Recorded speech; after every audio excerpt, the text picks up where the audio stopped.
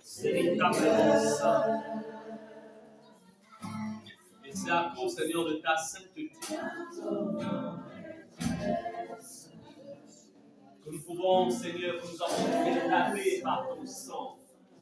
À cause de ta sainteté, nous avons été purifiés. À cause de ta sainteté, tu es allé jusqu'à la croix pour nous délivrer. Seigneur, ce matin, nous venons te donner encore une fois la première place qui est due au milieu de nous ce matin. Nous te rendons gloire pour toutes choses. Et c'est dans le nom de Jésus que nous prions et nous disons Amen.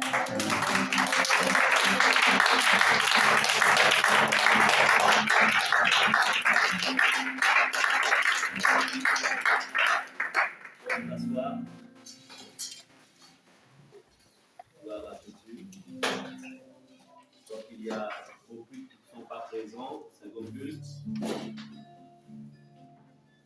faudrait les appeler. Pourquoi nous n'avons pas été là?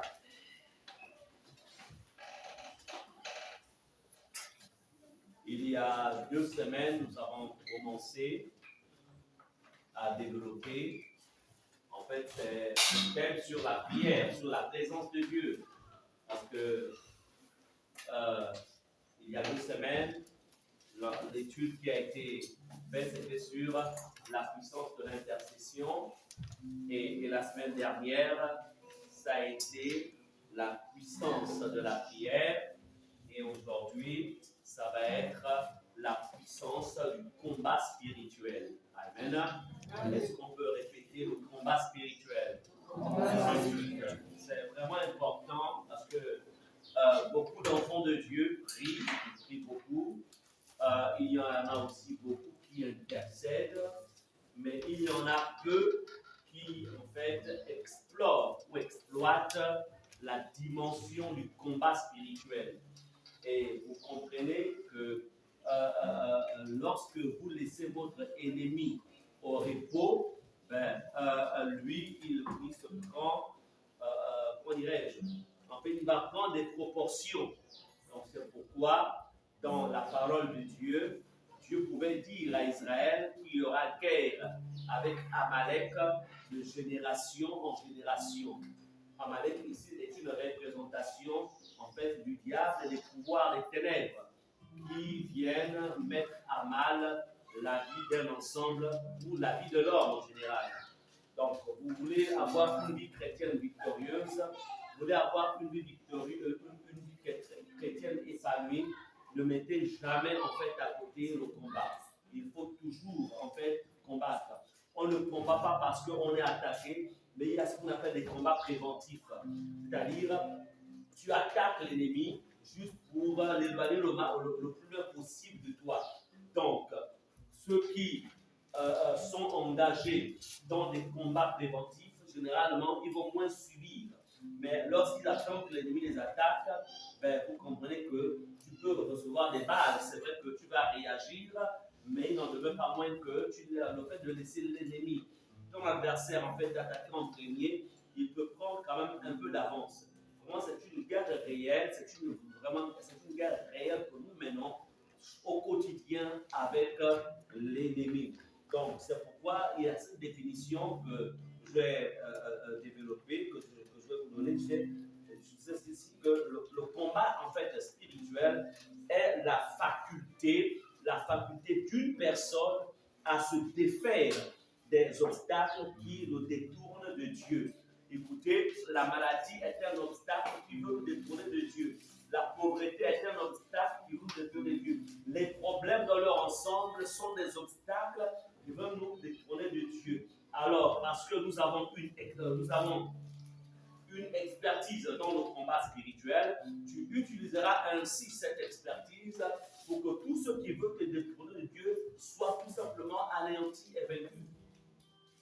Amen. Alors, quand on parle de la puissance du combat spirituel, ça veut dire que derrière le combat spirituel, il y a des résultats en fait que nous recevons. Il y a des résultats. Alors, ouvrons ensemble 2 Corinthiens 10, verset 4.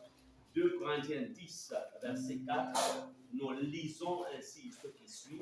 Donc, 2 Corinthiens, chapitre 10, verset 4. Alors, il est dit ceci, car les armes avec lesquelles nous combattons ne sont pas charnelles, mais elles sont puissantes par la vertu de Dieu pour renverser des forteresses. Donc, qu'est-ce que ça veut dire ici? On nous dit déjà que, car les armes avec lesquelles nous combattons, nous ici c'est l'Église, nous ici ce sont les enfants de Dieu. Donc, les armes avec lesquelles nous combattons, ça veut dire que Dieu a mis à la disposition de l'Église, il a mis à la disposition de ses enfants, il a mis à la disposition de ceux qui sont nés de nouveau, il a mis des armes. Pourquoi? Parce qu'il sait en vérité que nous avons un adversaire qui s'appelle le diable, nous avons des adversaires qui s'appellent les sorciers, les satanistes, nous avons des adversaires qui n'écoutent que le langage en fait de la violence spirituelle. Le diable ne connaît pas le langage de la douceur, les démons ne connaissent pas le langage de la douceur, ils ne connaissent que le langage de la violence. C'est pourquoi nous avons besoin d'utiliser en fait les armes spirituelles pour mettre à mal en fait, pour aussi repousser nos adversaires. Et ici, la Bible nous garantit déjà en disant car les armes avec lesquelles nous combattons. Donc, gloire soit rendue à Dieu que nous avons des armes. Nous ne sommes pas des personnes qui sont sans armes. J'ai des armes et vous avez des armes. Est-ce qu'on peut répéter, j'ai des armes? J'ai des armes. C'est vraiment important de réaliser cela parce que si vous ne réalisez pas que Dieu, en tant qu'enfant, étant ses enfants, il vous a donné des armes, je vous le dis en vérité, vous aurez du mal à les utiliser parce que si vous n'êtes pas conscient que vous possédez quelque chose, vous avez du mal à utiliser la chose parce qu'on n'utilise que ce que l'on sait qui existe. Donc, si je sais que si je n'ai pas connaissance de cela, vous comprenez que j'aurai du mal à les utiliser. Donc, nous avons des armes. Donc, c'est pourquoi l'apôtre Paul dit ici, les armes avec lesquelles nous combattons. Donc, là aussi, c'est un langage de combat. Donc, les armes, ce n'est pas fait pour être déposées sur la table ou être déposées quelque part je sais pas, ou sur le lit. Non, les armes, c'est fait pour être utilisées. Les armes avec lesquelles nous combattons. Donc, il n'est pas dit les armes avec lesquelles le pasteur combat pour toi. Non, les armes avec lesquelles toi, tu es appelé à combattre. Moi, je ne peux revenir en renfort. Mais c'est ton combat. Et tu dois utiliser tes armes. Chacun, dans la dimension spirituelle, chacun possède ses armes. Je ne peux pas prendre les armes du diable et solo. Je ne peux pas combattre avec ces armes. Je ne peux pas combattre avec les armes de parfait. Je ne peux pas. J'ai mes armes à moi. Maintenant, si on se met ensemble pour contre-attaquer l'ennemi, en fait, je vais utiliser mes armes, il va utiliser ses armes. Mais dans nos armes mélangées ensemble, ça repousse l'ennemi. Il y a plus de puissance. Mais s'il n'est pas conscient de ses armes malgré que, en fait, moi je combats seulement et que lui il est là passif, le combat ça va prendre plus de temps. Amen. Donc vous devez être conscient des armes que vous possédez. Nous avons des armes, j'ai des armes que Dieu nous a données. Voilà pourquoi on dit elles sont puissantes par la vertu de Dieu. Dans quel but? Renverser les forteresses. Et dans forteresse, il y a la maladie. Forteresse de la maladie. Forteresse des problèmes. Forteresse mettez-toi à l'intérieur. Les forteresses, c'est quoi? Les forteresses, en fait, c'est un peu comme des murs, en fait. Je prends un exemple, parce qu'on a juste un exemple. Des murs qui se dressent comme ça. Et en fait, par exemple, ta santé, en fait, ta santé est ici. Et puis l'ennemi va dresser des murs pour que tu n'aies pas accès à ta santé. Donc, maintenant la personne va être dans une situation de maladie permanente, pas parce qu'elle n'a pas, Jésus ne lui a pas accordé la guérison, mais parce qu'il y a des murs qui se dressent entre lui et sa santé. Alors, pour avoir accès à sa santé, il faut détruire ces forteresses-là. Donc, quand tu n'as pas détruit, ben, le problème va demeurer. Est-ce que vous comprenez cela? Donc, ça peut être la maladie, ça peut être la pauvreté, ça peut être les soucis de tout genre. Forteresses. Mais la Bible, Dieu nous dit, il nous a donné donc ces armes, et ces armes-là sont puissantes pour renverser. Si ce n'est pas renversé, rien ne va changer. Dans le monde des esprits, en fait, il faut comprendre qu'il y a deux sphères. Lorsqu'on prie, quand je décide, par exemple, le soir, dis Seigneur, je te rends grâce pour cette journée, je te rends grâce pour ces moments. Qu'est-ce qui se passe? Dès cet instant, je suis en fait je suis dans le sanctuaire de Dieu. Je suis dans la présence de Dieu. Maintenant, lorsque je me dis, dans les mêmes moments de prière, dans le nom de Jésus, je m'élève contre tout esprit de sorcellerie qui voudra me visiter cette nuit. Je barricade ma maison au nom de Jésus. Je ne suis plus dans le sanctuaire de Dieu. Là, je sors. Spirituellement parlant, je suis délocalisé. Là, je me positionne dans une autre dimension. Dans la dimension, en fait, où je menace les esprits méchants. Je menace le monde des ténèbres. Amen. Donc, en tant qu'enfant de Dieu, il est vraiment important que vous sachiez cela. C'est pourquoi prier, c'est bien.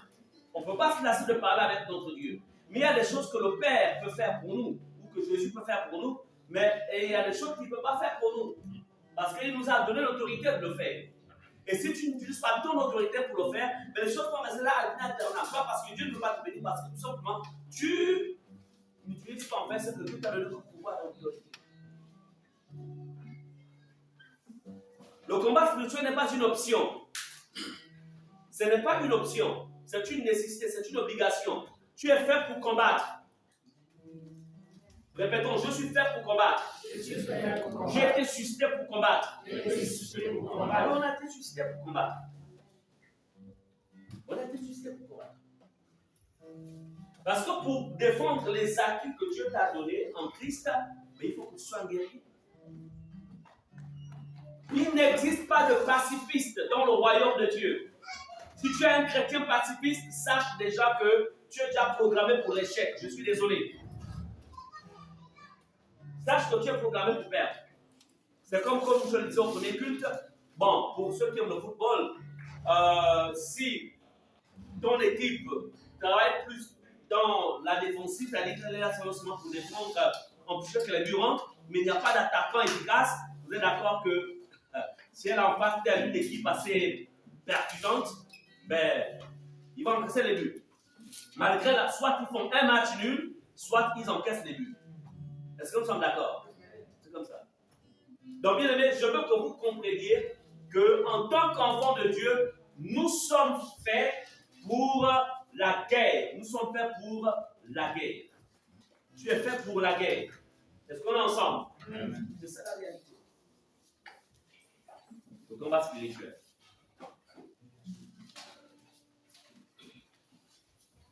Le peu de temps que Dieu t'a mis en Christ, pour tenir 35 ans sans tomber dans le péché, 35 ans sans commettre des péchés d'immoralité sexuelle, ben c'est parce que tout simplement, je connais ce qu'on appelle le combat spirituel.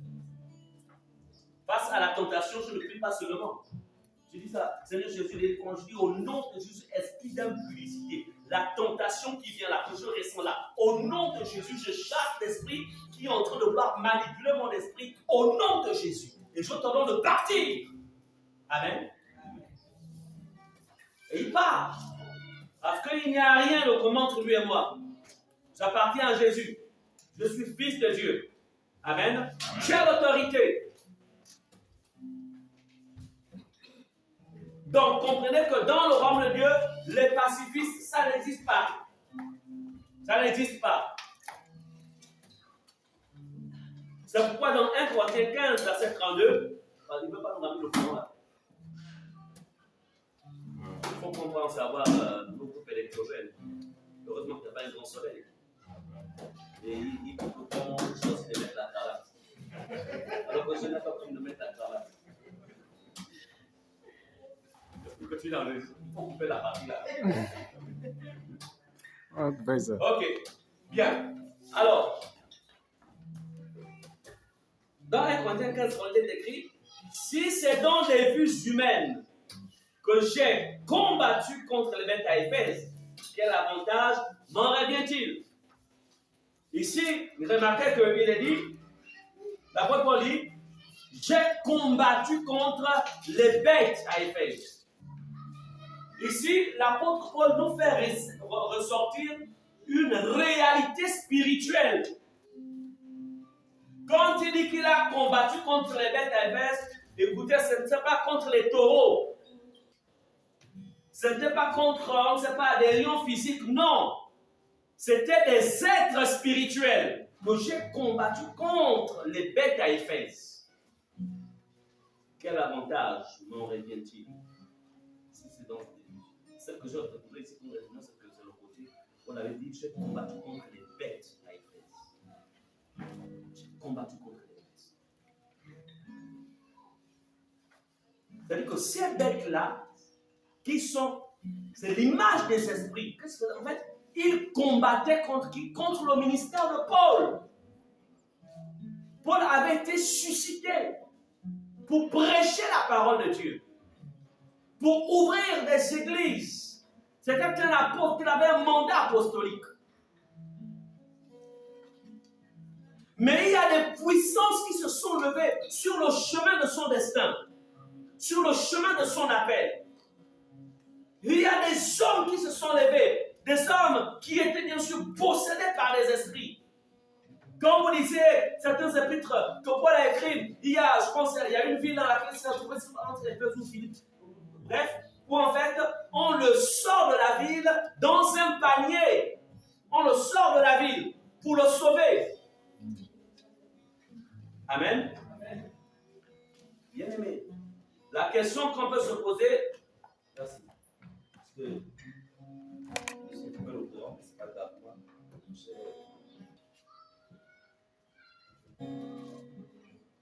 Quels sont les obstacles qui se dressent sur votre chemin, mais que vous avez laissé faire?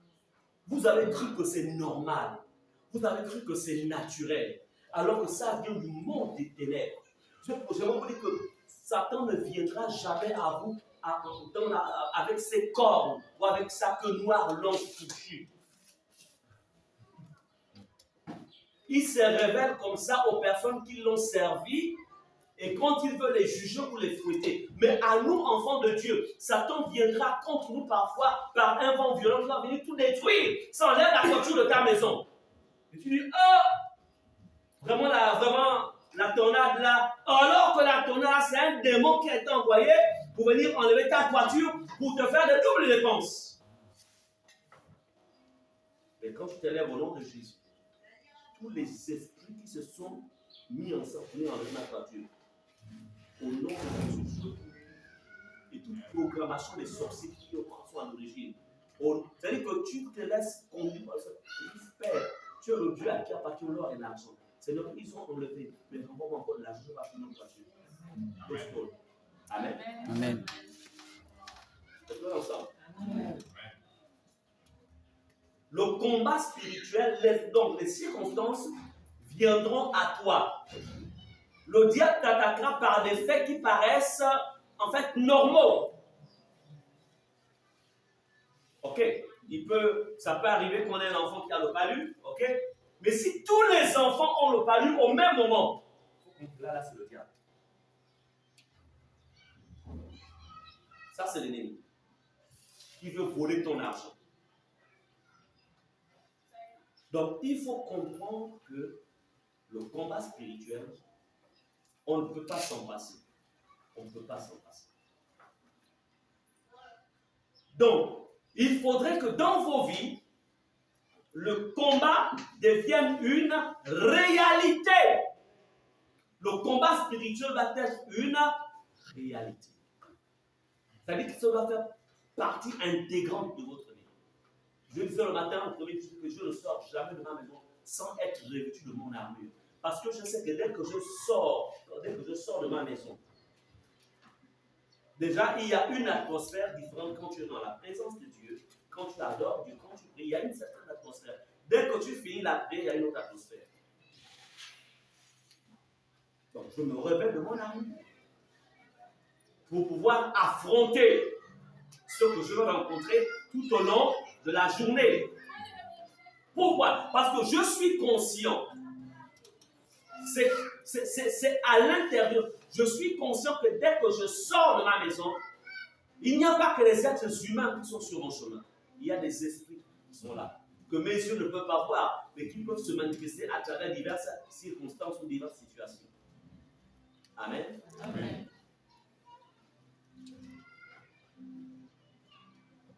Vous verrez par exemple dans 2 Timothée 4, 7, on a donc le Nouveau Testament qui, à plusieurs reprises, en fait, nous parle des combats auxquels l'Église est confrontée, les enfants sont confrontés. Quand l'apôtre Paul dit par exemple, j'ai combattu le bon combat, en fait, dans 2 Timothée 4, 7, de quel combat voulez-tu dire? Est-ce qu'il pliait les poings et puis en face de lui, il y avait aussi quelqu'un qui pliait les poings? Non, ce n'est pas un combat physique. C'est en fait des oppositions, des résistances, des trahisons qui se manifestaient sur son chemin juste pour l'empêcher d'accomplir le mandat de Dieu, l'empêcher de vivre de manière heureuse. Alors que le plan de Dieu pour chacune de nos vies, c'est un plan de bonheur, c'est un plan de paix, un plan. Si le bonheur est absent dans ta vie, ne pense pas que c'est Dieu pour ça. C'est le diable qui t'attaque, qui veut que tu sois constamment, en fait, dans une situation de regret. Et à force d'être dans les pensées, après c'est la blessure qui va venir. Amen. C'est le diable. C'est pourquoi quand il y a des fardeaux comme ça, tu prends les fardeaux. Allez, je mets ça au pied de la croix. Je refuse de porter des fardeaux dont je n'ai pas de solution. Mais je suis là pour des solutions à tout. Amen. Amen. Tu ne vas pas passer toute ta journée en train de penser, entre la personne qui est derrière là-bas, elle est en train de rire. J'arrive vraiment à arriver sa joie. Et puis là, il est tout content. Toi, tu es en train de penser. Après, tu t'attrapes une hausse de tension, etc.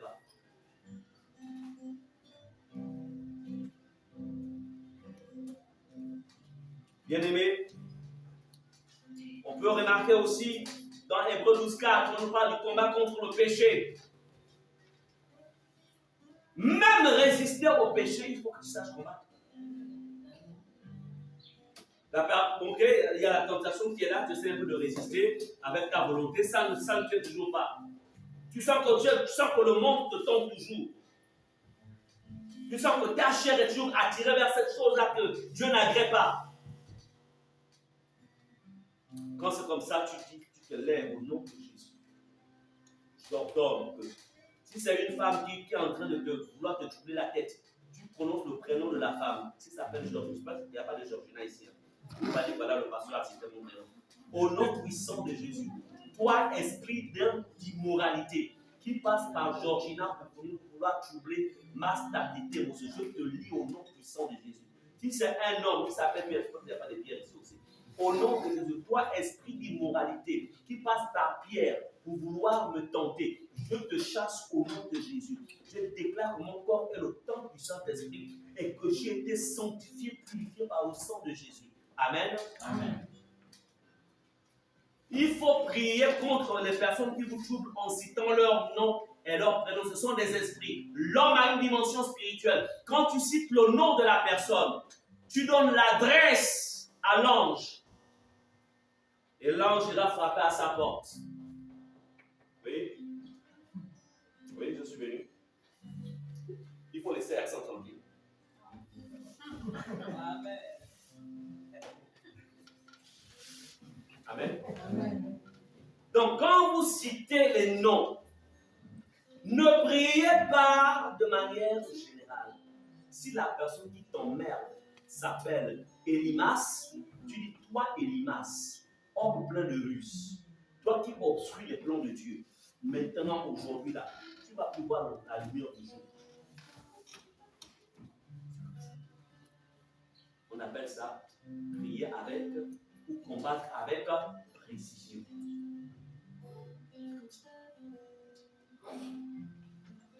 Et vous devez être sûr croire que ce que vous dites vient à l'existence.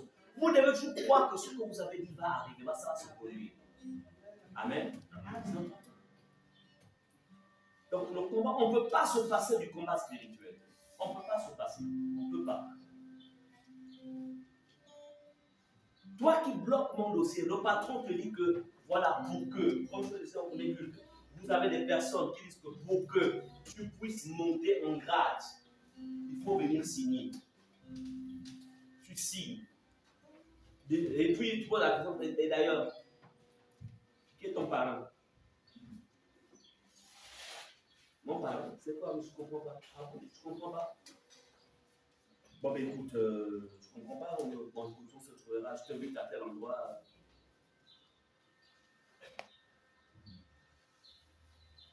Et il te dit, ben écoute, si tu ne signes pas, tu ne fais pas ce que je te dis, tu ne monteras pas en grade. Il dit seulement au nom de Jésus. Donc, si tu ne monteras pas en grade. Oh, mais vous l'avez avec le poids que vous avez dans la bouche. Là. Moi, ce que vous pouvez passer. Vous savez, les gens sont influencés. Beaucoup, c'est-à-dire que les gens sont influencés par la veste. On voit derrière, quand on sort dehors, la voiture de la personne dit, ah, le gars là, il a une masse dans les millions. C'est une masse de chair. Vous comprenez? C'est une masse de chair. La voiture là, c'est de la ferraille. Lui-même, c'est un esprit. Et Dieu, il est le Dieu des esprits. Tu es allé à l'école, tu as appris, c'est-à-dire que ce que tu es devenu, c'est le fruit de ton travail et l'investissement de tes parents dans ta vie. Donc on te dit que pour pouvoir avoir ce boulot ou monter en grade, il faudrait que tu donnes ton corps. Si tu es une femme, ou il faudrait que tu signes pour donner ta mère, ou donner un de tes enfants, etc. Tu leur dis qu'au nom puissant de Dieu, voilà, au nom de Jésus, voilà ce qui va aussi t'arriver. De toute façon, comme tu disais au premier coup, je travaille dans ta société. Tu m'as dit que si je ne signe pas, je ne monte pas. Je vais faire encore quoi? C'est pas mieux de s'affronter. Au nom de Jésus. Et je vous dis que cet homme-là, quelle que soit la charge mystique qu'il anime, dès le son, tu vas le décharger. C'est-à-dire que toute sa batterie-là, dans le temps. Et comme je disais, c'est que, comme je disais, il y a moins de courageux aujourd'hui. Il y a plus de chrétiens qui ont peur. Ils ont peur là. Ils ont peur. Quand ça dit qu'il faut avoir peur. Un guerrier n'a pas peur. Amen. L'esprit que Dieu nous a donné est un esprit de force. Un esprit de puissance. Amen. Amen. Je me réjouis, il y a une. Je vais réjouir le témoignage. C'est une sœur qui elle me rend ce témoignage. Je me dis, pasteur, je travaillais dans un milieu.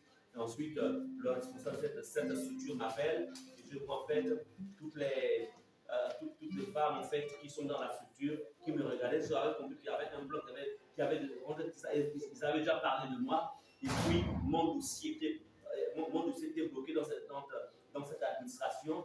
Et puis, il y avait l'une des copines, l'une des collègues qui dit, ah, mais tu sais, nous tous, ce qu'on est devenu aujourd'hui, hein, en fait, il est passé sur nous. Donc, si tu penses que il faut que tu fasses comme nous. Elle a dit, moi. Et puis, c'est comme ça qu'on l'a appelé. Et puis, donc, le fameux patron l'appelle et prend son dossier. Tu vois, donc, il y a une pile de dossiers sur la table. Et alors, qu'est-ce qui va se passer? Et son dossier à elle était dans le tiroir. Et quand elle rentre dans le bureau, le fameux patron, il tire le tiroir, il prend. Donc, il sort le tiroir, voici ton dossier. Pour que tu puisses, tu as ton dossier, tu as le CV qu'il faut pour monter en grade. Tu es le genre de personne dont la hiérarchie a besoin. Mais pour que tu montes là-bas, en fait, il faut que tu rentres. Rentrer dans quoi? Il faut que si tu ne rentres pas, elle a dit en face, je ne rentrerai pas. Mais je te le dis, au nom de Jésus, mon dossier passera. Amen. Amen. Elle l'a affronté en face. J'ai dit, ouais, ça c'est ça. Et elle a dit, pasteur, c'était étrange, c'est comme si en fait, il était devenu comme un chat. Wow. Oui, mais tu l'as déchargé. Amen. Amen. C'est ce dont on a besoin. Là, on appelle ça, c'est-à-dire qu'elle a mené un combat spirituel en live. Parce que son obstacle, c'était cet homme. Et laissez-moi vous dire, parce que 3 mois après, j'étais en fait nommé. Amen. Amen. Voici en fait, là, c'était pas aller dans la chambre, et puis après, elle va sortir du bureau du patron, et puis, Seigneur Jésus, ce matin, je t'ai pas dit que le patron m'a dit, oh Seigneur, agis, oh, agis Seigneur, agis, oh.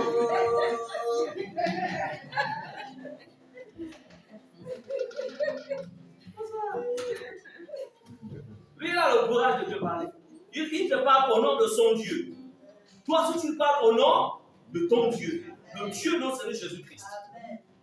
Amen. Amen. C'est comme ça que ça marche. Donc, le combat spirituel est important. C'est important, Église. C'est important. Allons-y dans Éphésiens 6, 10 à 13. Nous lisons ce qui suit. Au reste, fortifiez-vous dans le Seigneur et par sa force toute puissante. Regardez le verset 11. Revêtez-vous de toutes les armes de Dieu afin de pouvoir tenir ferme contre les ruses du diable. Mais quand on parle de ruses du diable, vous savez c'est quoi la ruse du diable? C'est tout ce qui nous empêche d'avancer. Ce qui bloque tes études, c'est une ruse du diable. Ce qui bloque ton business, c'est une ruse du diable. Ce qui bloque en fait même tes projets de mariage, ce sont des ruses du diable. Ruse du diable. La Bible nous dit, pour tenir ferme contre les ruses du diable. Car nous n'avons pas à lutter contre la chair et le sang, mais contre les dominations, les autorités, contre les princes de ce monde des ténèbres, contre les esprits méchants dans les lieux célestes. Verset 13, c'est pourquoi renez toutes les armes de Dieu afin de pouvoir résister dans le mauvais jour. Le mauvais jour, c'est quoi? Le mauvais jour, c'est effectivement, c'est lorsque tout va mal. C'est lorsque tout va mal. Bien-aimé, le monde des ténèbres n'écoute que le langage de la violence. C'est pourquoi il est écrit, le royaume de Dieu est forcé. Et ce sont les violents qui s'en emparent. Tu n'es pas violent. Même pour prier, tu as une journée chargée. Tu rentres le soir, le corps te dit dors. L'esprit te dit prie. La chair te dit dors. L'esprit te dit prie, prie-le. Même rien que là, il y a la guerre. Et quand tu dis, la réalité c'est qu'en fait, pendant que tu as vraiment sommeil, tu sens que si quand on t'aime, tu es où? Il est 22h peut-être, tu es où? Je te fais un harcèlement de 100 000. Le sommeil disparaît. Est-ce qu'on est d'accord? Oui, je t'envoie rapidement mon numéro. Tu as dit que le diable c'est gentil. Donc celui qui te disait dors. Mais quand aussi le téléphone sort dit, je te vois 100 000, le sommeil a disparu. Donc ça veut dire que, en fait, c'est l'ennemi qui vient combattre ta vie de prière. Donc il y a encore un peu d'énergie pour pouvoir passer du temps avec ton Dieu.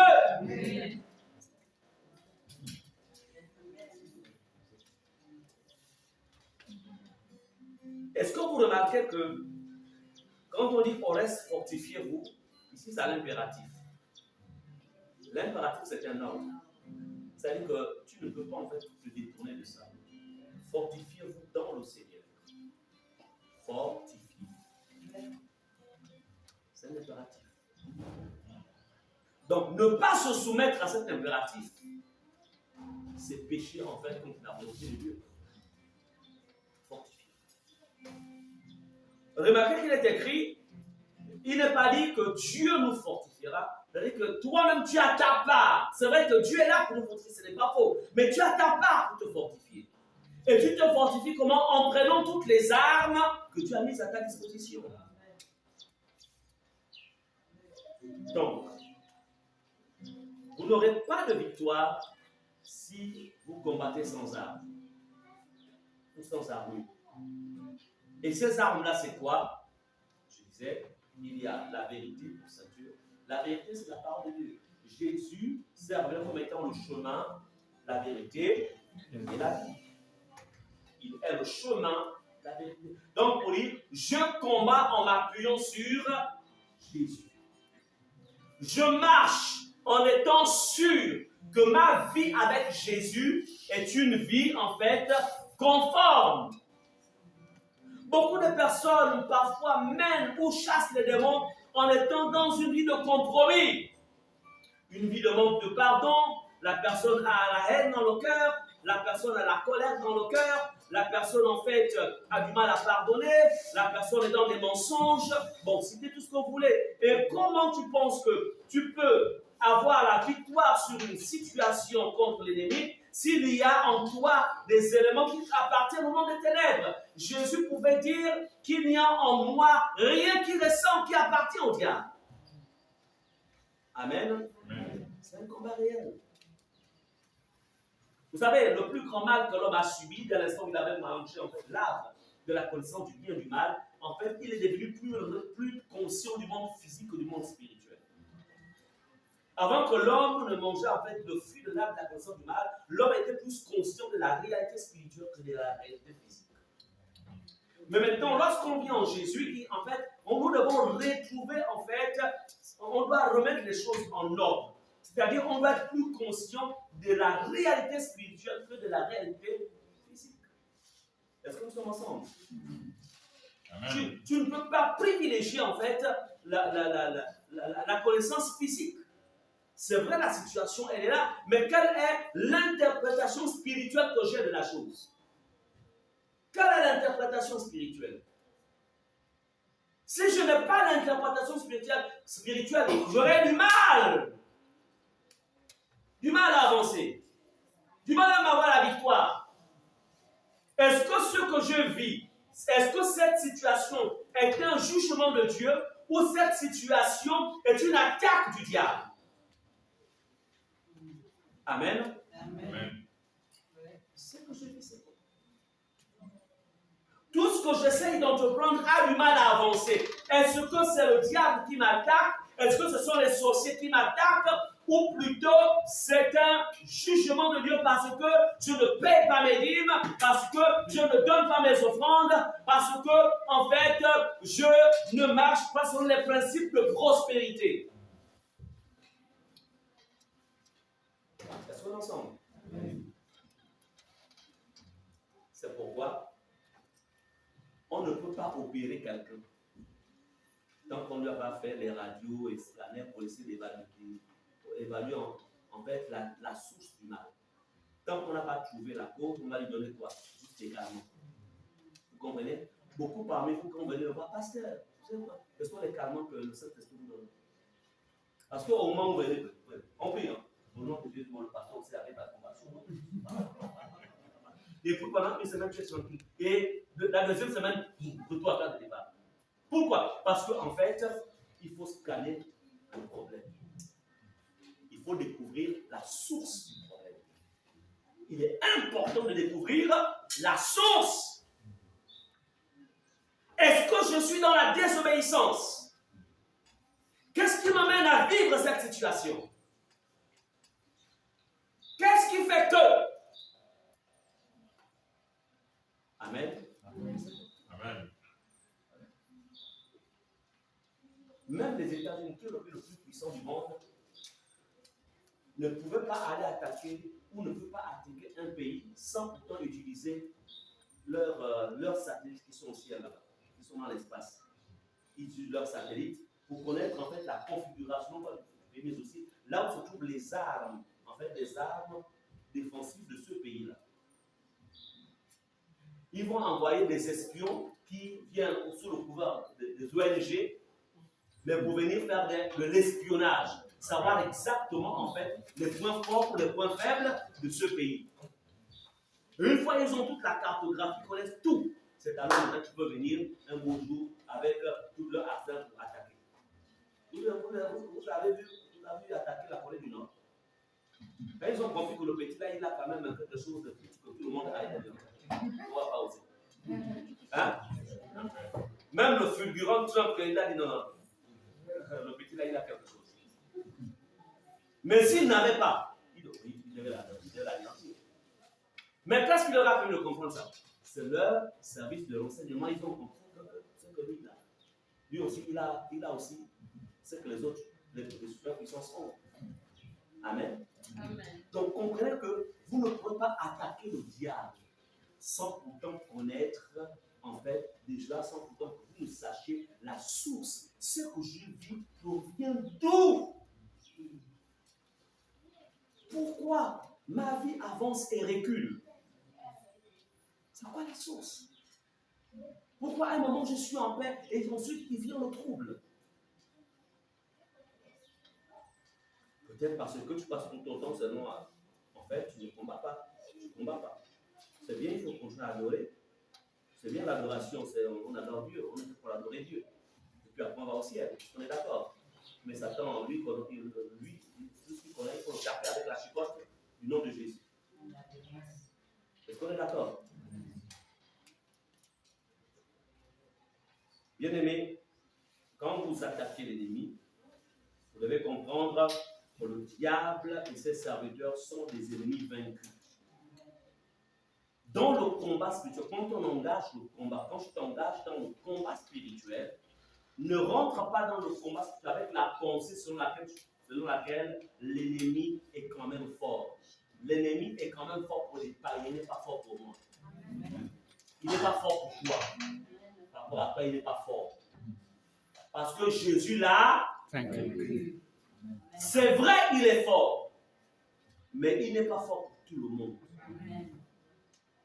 Il est fort pour le païen. Il est fort aussi pour le chrétien qui vit dans le péché. Ça, il ne faut pas se voiler la face. Ah oui, un chrétien qui s'amuse avec Jésus, qui ne vit pas selon la parole de Dieu, qui a des portes ouvertes. Déjà, s'il meurt, il ne va pas au ciel. Ça, soyez-en sûrs. L'apôtre Paul a dit, aucun impudique, aucun ivrogne, aucun menteur. Attends, la Bible n'héritera le royaume. Attends, quand l'apôtre Paul parlait des mondains, pas des mondains, il s'adressait à l'église. Donc, toi qui penses que voilà, je suis chrétien, j'ai reçu Jésus dans ma vie, je peux vivre comme je veux, de toute façon, le soir, quand je m'en pardonne, il me pardonne. Ah bon, on ne se moque pas de Dieu. Hein. Si les gens nous des papas là, papa, maman, quand il y a un enfant, comment il peut faire la bêtise, papa, pardonne-moi, maman, pardonne-moi. Ok, je te pardonne 2 fois, viens encore, ok, je te pardonne, mais je te donne comme la chicotte. Est-ce qu'on est d'accord? J'accepte ton pardon, mais il faut que je te chicote quand même. Tu comprends que ce que tu fais n'est pas bon. Donc c'est pour dire quoi? C'est pour dire que ne blaguez pas avec votre salut, chrétien. Rate tout dans ce monde pour ne pas rater le ciel. Il y a, écoutez, l'évangile qui dit que les chrétiens ne peuvent pas aller en enfer est un faux évangile. Sinon, toutes les vierges seraient montées. Amen. Mais pourquoi ces 5 qui montent et 5 restent? N'étaient-elles pas vierges? Mais il y avait les unes qui s'étaient préparées, d'autres étaient en train de dormir. Dormir dans le péché. L'enfer est une réalité. Il est mieux de tout rater. Il ne faut pas rater le ciel. Et vous savez, le problème avec le péché, c'est quoi? Le problème, c'est que le péché a ce qu'on appelle des liens. Une fois tu tombes dans un péché, le péché a des cordes, il commence à te lier. Mais écoutez, quand quelqu'un a les mains attachées, les pieds attachés, il prie quand même, non? Il prie, non? Seigneur Jésus, merci pour cette journée, merci. Vraiment, tu m'as aimé. Alléluia, gloire à toi, Seigneur. Avance maintenant. Va évangéliser. Il n'a plus la force.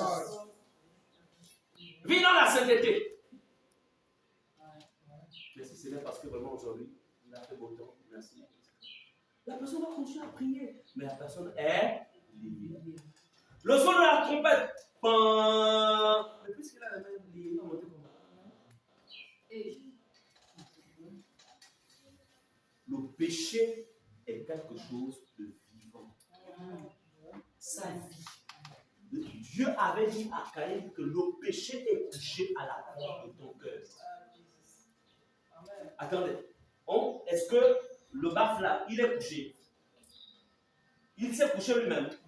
Quand on dit qu'il est couché, ça veut dire qu'il a la vie.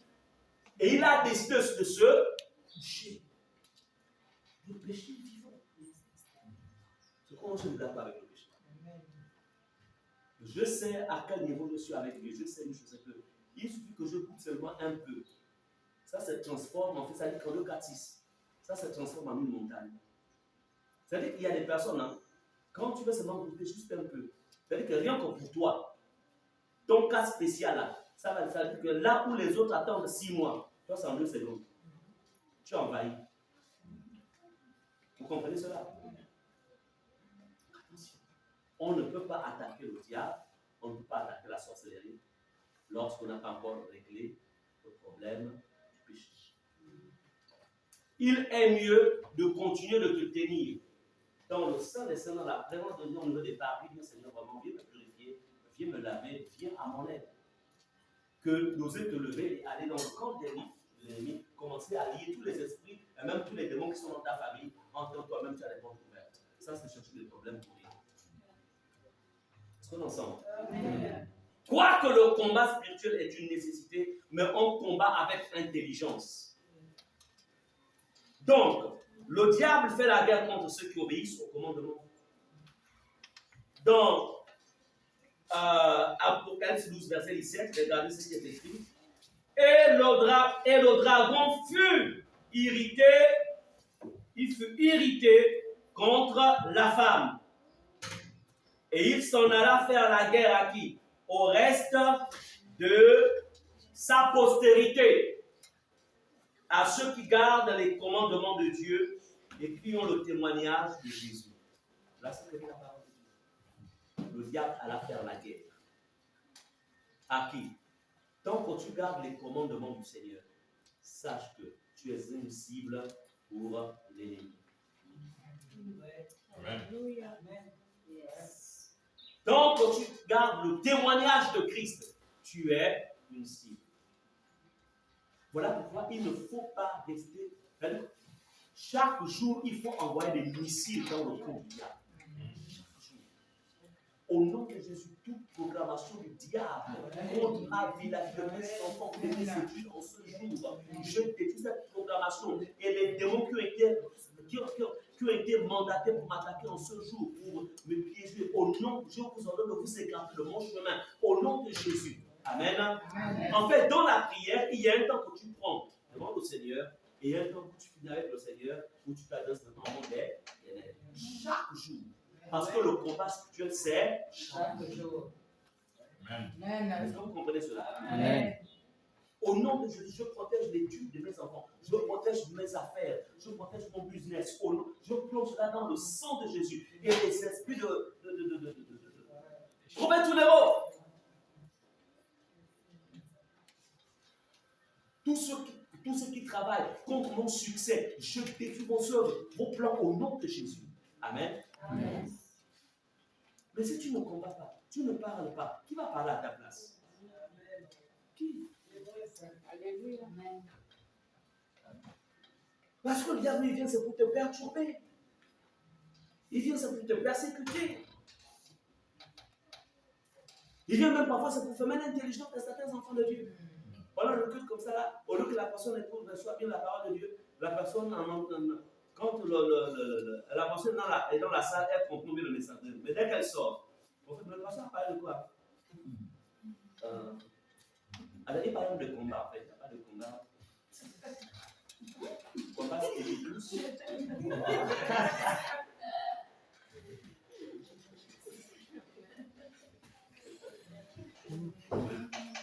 Amen. Amen. Non, c'est vraiment pour vous faire comprendre que le diable est poussé. C'est quoi? Avant de venir à l'église, il faut juste préparer ton culte. Seigneur, je vais à l'église, je te prie dans le nom de Jésus, Seigneur, dispose toutes choses en ma faveur. Seigneur, que mon esprit soit ouvert à la parole de Dieu. Amen. C'est préparé. Vous savez, quand vous lisez la parole, en fait, la parabole du Seigneur, le semeur, il vient, il sort avec la semence. Il plante. La Bible dit, quand il jette la semence là, il y a certains qui tombent sur un sol pierreux, d'autres sur des épines, mais c'est comme la semence, non? Et sur plusieurs terres, il n'y a qu'une seule terre qui a pu porter du fruit. C'est pour dire que autant, c'est-à-dire que quel que soit le nombre que vous êtes, bien aimé, ce n'est pas forcément tout le monde qui reçoit la parole, en fait, qui reçoit la parole au même niveau. Pourquoi? Parce que tout simplement, l'ennemi travaille de manière à ce que tu ne puisses pas recevoir la parole. Est-ce qu'on en sort? Amen. Amen. Amen. On peut faire moi qu'on là-bas aussi.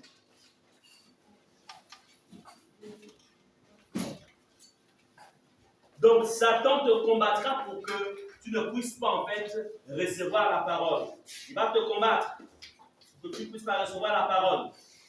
Pour que tu ne puisses rien garder. Mais regardez ce qui se passe. C'est-à-dire que, parfois, certains parmi vous, vous êtes assez zélés dans le combat contre nous ensemble ici à l'église. Quand tu parles de situations compliquées à la maison, tu es là, tu es en train de regretter. Tu regrettes même tes parents qui sont partis. Ah, c'est mon grand-père qui s'occupe de nous est encore vivant. Ah, la vie est méchante, hein? C'est moi qui lui mène la vie là maintenant comme ça. Ah, Dieu. Au lieu d'attaquer le diable qui vient t'emmerder, toi tu penses à celui qui est déjà parti. Mais il ne reviendra plus. Il est parti. Voyez comment le diable travaille. Tu viens à l'église, on t'a donné l'équipement spirituel. Tu es face à une situation, tu penses à tes grands-parents qui sont partis, qui souvent étaient capables de t'aider dans la famille. On t'a dit que les morts reviennent encore à les vivants. C'est terminé là. Maintenant, si tu passes tout ton temps à penser à ceux qui sont partis, attends. Donc ça dit que ça ne va pas changer.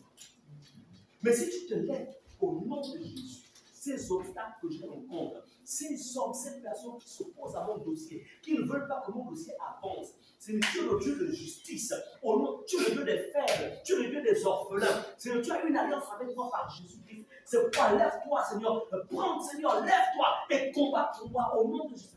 Amen. Tu combats. Et à un bon moment, un jour ton téléphone sonne. Oui, bon, en fait, nous avons ton cursus, en fait, il est si à notre entreprise, venez, etc. Amen. Amen. Alléluia. Amen. Est-ce qu'on en sort? Amen.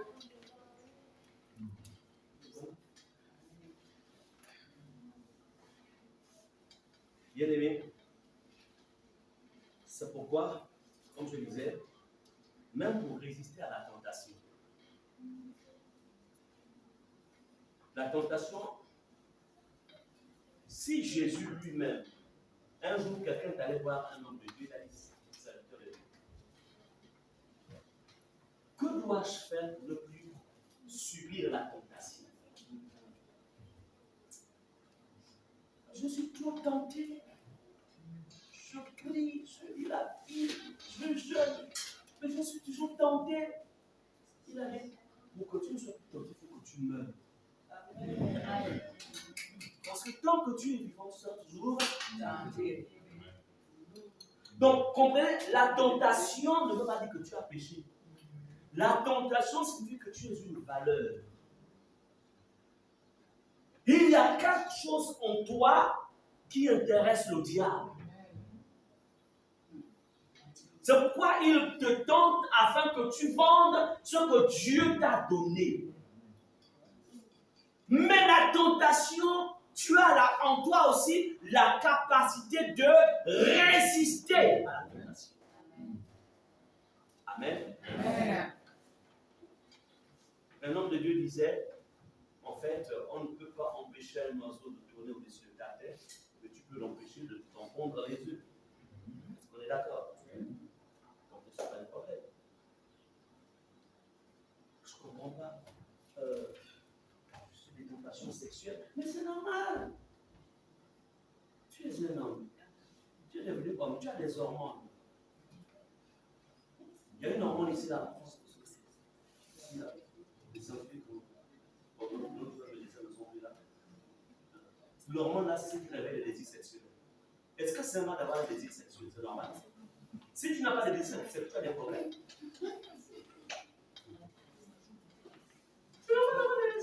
Maintenant, entre avoir les désirs et aller consommer, c'est là qu'il y a un problème. Est-ce qu'on est d'accord? Nous tous on a eu des désirs, on est morts. Mais on a résisté au plan du diable par rapport aux désirs. Tu es une femme, à un moment tu sens des... C'est normal. Quand on appelle ça comment? Quand les hormones là, quand l'œuf là sort, etc. Quand ça sort, l'ovule, quand ça sort, c'est normal, ça va rencontrer l'autre. Mais l'autre n'est pas encore là. Est-ce qu'il y a un problème? J'attends le bon moment. Quand je serai marié. C'est normal,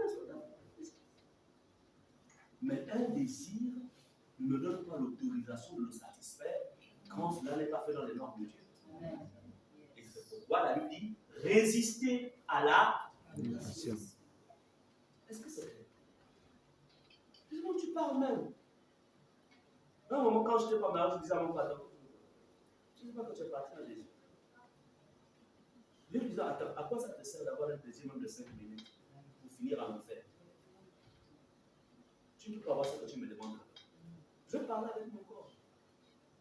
Vous comprenez? Et même, il y a des moments, je suis même loin de ma femme. J'attends, il me présente une belle créature. Personne ne me voit ici. Il dit, je suis personne ne me voit. Mais Dieu me voit. Et puis, à quoi ça sert? Tu vas faire ça. Ça te donne quoi? Quand tu rentres à la maison, tu ne me culpabilises. Tu vas même regarder ta femme en face. Parce que tu te dois au fond que tu as quelqu'un qui n'est pas libre. Donc, tu vois, ce n'est pas quelque chose de bien que tu me proposes. À la vie de mon nom de Jésus. Est-ce que vous comprenez ça? Amen. Donc, retenez qu'on résiste à la...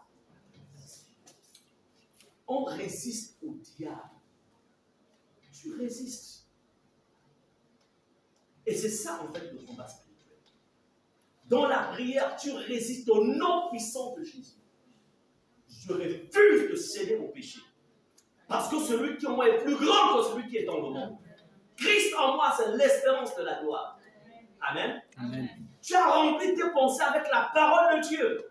Et c'est cette parole que tu présentes, ce qu'on appelle les armes offensives. Mais beaucoup d'entre vous ne lisez même plus la Bible. La seule chose, vous avez le diable qui vous a menti. En fait, il a vous a dit que quand vous êtes assis devant la télévision et que vous êtes en train de suivre LMT, vous êtes en train de vous éditer. Ou bien quand tu suis quelle autre chaîne, MCI ou autre chose. Non, je suis non. C'est le temps de la parole. La parole. Tu écoutes la parole. Je suis en train tout simplement de manger ce qu'on va appeler en fait, c'est un dessert que tu manges. Le vrai repas consistant, c'est quand tu es dans ta chambre. Amen. C'est ça le repas consistant. Est-ce que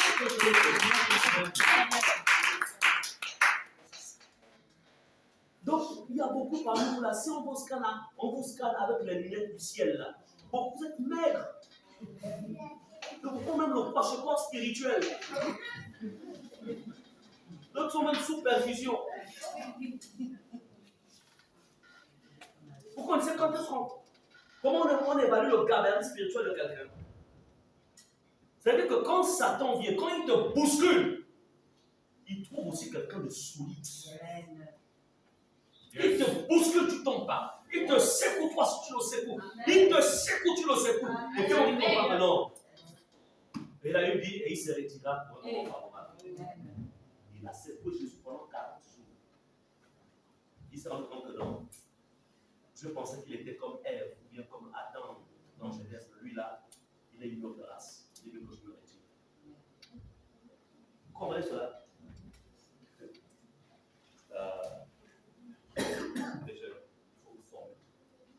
Il faut être fort. Il faut être fort. Combat spirituel.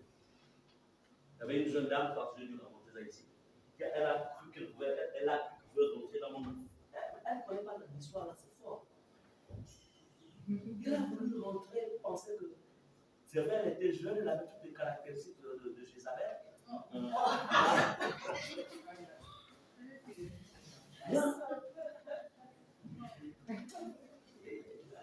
Elle rentre, elle vient au nom de la pure dame. Je la reçois au bureau. Oh là, elle a même plein de rire à la tête. Pendant que là, assise là, elle dit, tu sais, comment ça? En fait, j'ai une flamme pour vous.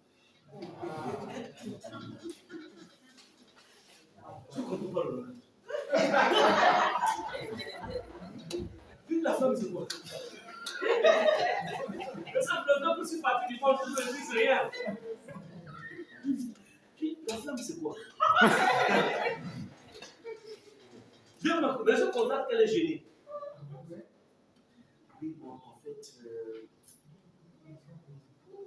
elle déclare. Et dans la conversation, il dit, pasteur, est-ce que vous ne pouvez pas pécher pour sauver quelqu'un? Je l'ai dit avancer. Elle me dit, pasteur, vous savez, mais il y a des pasteurs qui vivent des maisons même à leur copine, on est tout ça. Quand elle est dans les services, on ne mange pas toutes les, ce ne sont pas toutes les bêtes de la forêt. Il y a des animaux qu'on ne mange pas. Tu manges, tu meurs. Donc, vous savez, donc ça c'est quand tu es bien enraciné. Personne ne peut te dire. Personne. C'est-à-dire, non, là c'était général, parce qu'elle me dit même, même une seule fois. Même une seule fois. Elle me dit, voilà. Je l'ai enseigné. Ce qu'il faut comprendre, c'est une seule fois. C'est là que je veux même vivre. Donc moi je veux vivre. Vous comprenez? Vous l'avez dit que non, mais je peux tomber une seule fois, après je vais me relever. Donc une seule fois là, tu meurs. Tu laisses tout là. Dieu va te pardonner, mais tu laisses tout là. Tout reste là. L'étoile reste. Le ministère reste. L'appel reste. La vie reste. Le témoignage, tout reste.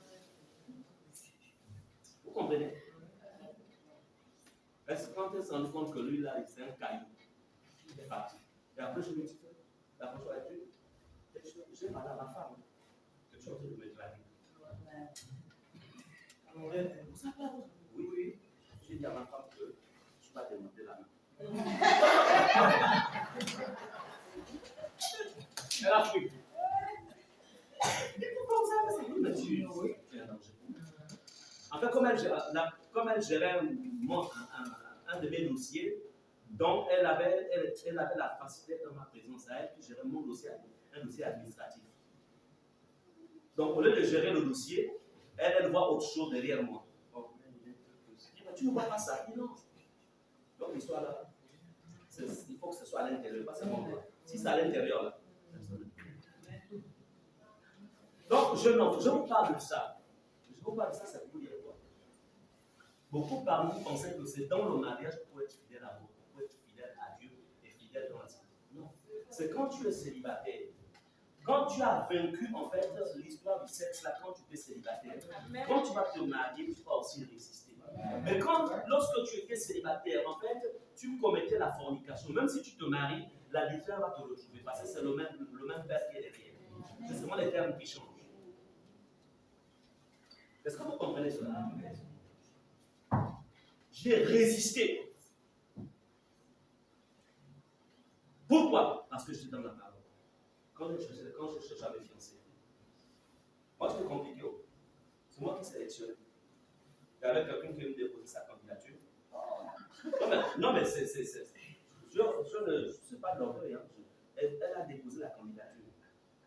Je dis à mon collègue pasteur, là, lui, il était dans une pays, je ne dis pas la vie. Je dis, parce que je sais, il y a quelqu'un ici là qui. Je dis, bon, vérifie, est-ce qu'elle est tombée dans le péché une fois? Comment elle vit avec le Seigneur? Oui, bon, elle est tombée. Bon, qu'elle a fait les examens du VIH. Bon, et puis après, bon. Je dis, bon, ok, d'accord. Mais je n'ai pas la conviction. Même si elle est sans VIH, je n'ai pas la conviction. Et puis d'ailleurs, moi, me drague pas. Si on me drague, c'est que quand tu sors en mission, quelqu'un te draguer derrière. Donc, aussi annulé. Quand vous savez que vous êtes une valeur, on ne te prend pas n'importe comment. En tant qu'homme, tu savais que tu es une valeur pour les jeunes hommes. Ce ne sont pas seulement les femmes qui doivent prendre conscience qu'elles sont des valeurs. Toi aussi, tu dois dire que tu es une valeur. Quand tu es un lion, tu vas épouser une lionne. Mais un lion ne peut pas aller épouser une gazelle. Est-ce qu'on en sent? Oui. Tu savais qui j'étais? Est-ce que tu sais qui tu es? Certains disent, non, je vais régulariser la situation. On vous a dit qu'on régularise la situation. Moi, quand j'ai accepté Jésus, j'avais des copines. J'avais même une, celle avec qui j'avais fait un rapport avec Arsène qui n'est plus de ce monde. J'ai tout copié. C'est pas que non, bon, comme j'étais l'enfant, moi, je suis en Jésus, qui sont mal régularisés. Dieu était quand je l'ai demandé là-bas. J'étais un bon mondain, Dieu était là. Donc, on va vérifier. C'est même si tu es au centre, si tu n'es pas au centre, combien on recherche, on régularise, mais sont malheureux dans leur foyer. Parce qu'ils vont chercher à régulariser. Amen. Amen. Je sors un peu de mon message, c'est pour vous aider. La chose la plus, ne l'oubliez jamais, la chose la plus importante après la conversion, c'est le mariage. Tu peux avoir résisté, avoir marché avec Dieu de manière normale pendant tout ton temps où tu étais seul. Mais si tu te lis avec un mauvais homme, avec une mauvaise femme, sache que la porte de l'enfer est semi-ouverte pour toi. Elle n'est pas totale, elle est semi-ouverte. Pourquoi? Parce que lorsqu'un cœur passe son temps à regretter, un cœur n'est pas heureux, un cœur pleure, un cœur se bat entre la haine et l'amour, un cœur gémit à cause des infidélités d'une femme ou d'un homme. Parce qu'un cœur gémit. Parce qu'elle est tombée dans une mauvaise mentalité. Parce que ce n'est pas le mariage, ce n'est pas seulement l'homme et la femme, c'est aussi la famille. La femme fait tout, mais les parents de cet homme-là la rejettent. Ou l'homme fait tout, les parents de cet homme, de cette femme le rejettent. Elle n'est pas heureuse, il n'est pas heureux. Et que Jésus arrive au moment où la personne est dans un état où le cœur est plein de haine. Vous pensez qu'il va monter? Elle va monter. C'est bon. Veillez sur vous-même. Vous les jeunes, quand on est jeune là, célibataire jeune, je vous dis que c'est le bon moment de faire attention et de veiller sur vous. Amen. Amen. C'est le conseil que je vous donne.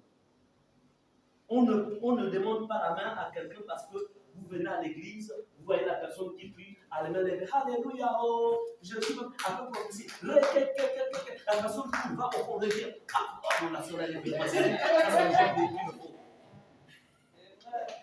Mais le zèle qui manifeste à l'église là, c'est le même zèle quand il est à la maison. Ou bien quand il est dehors là, c'est le même zèle. Amen. Amen. Donc vous comprenez que voilà pourquoi elle s'en prend le temps de découvrir. Donc vous êtes patient. Mais Dieu te donnera l'accent.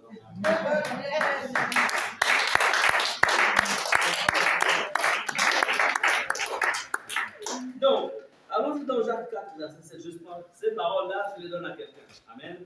Amen. Jean 4, verset 7. La Bible dit, soumettez-vous à Dieu. Résister au diable, il fuira.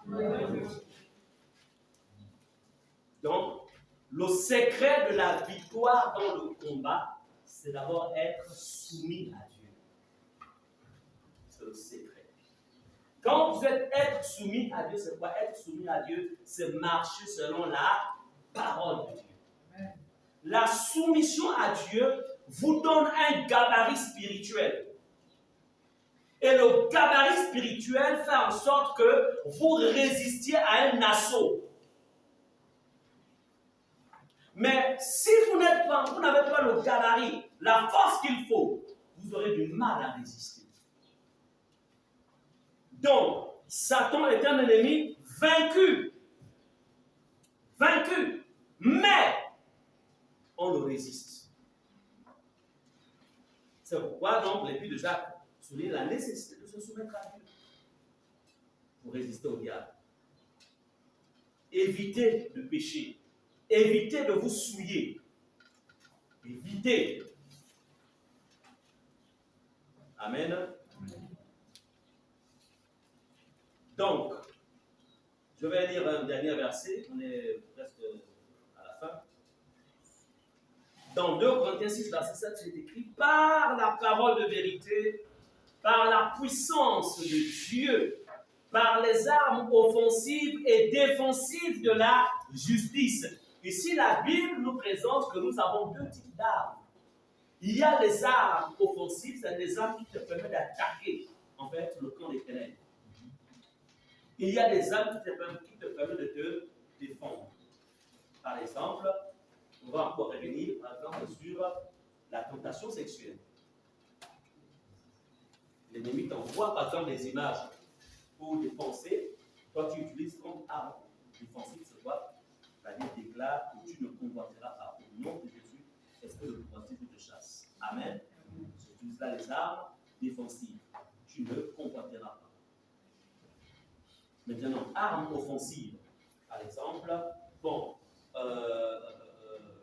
c'est lorsque, par exemple, tu dis, bon, il est écrit qu'au nom de Jésus, je chasserai les démons, j'ordonne à tel esprit de crucité, je te chasse de mon environnement spirituel au nom de Jésus. Là, ce sont les armes offensives. Parce que tu attaques. C'est pourquoi il faut que vous lisez la Bible chaque jour et soulignez. Beaucoup d'entre vous lisez, vous ne soulignez pas. Il y a des versets qui vous interpellent, il faut les souligner. Amen.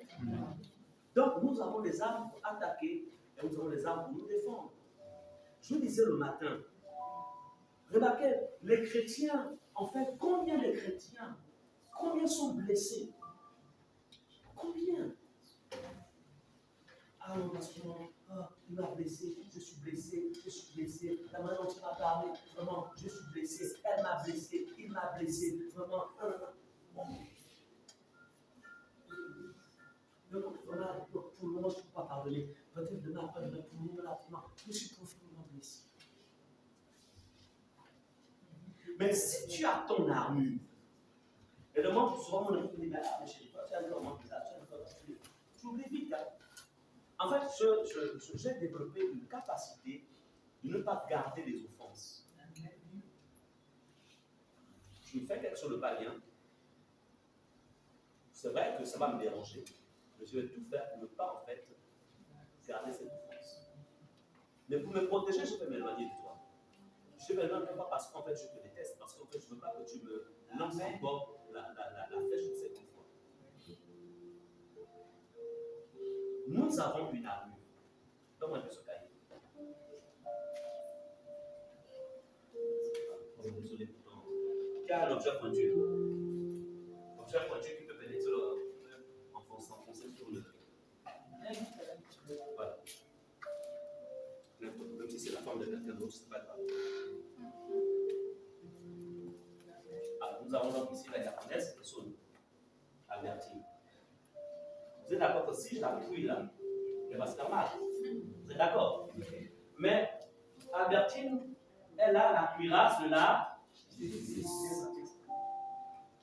Et la cuirasse protège toute la partie de son cœur. Nous sommes d'accord? Tu sens mal? Tu sens mal? Je me sens l'impression. Tu sens mal? Mais la même pression, si je l'exerce, ça va percer. C'est ça le rôle de la cuirasse de la justice.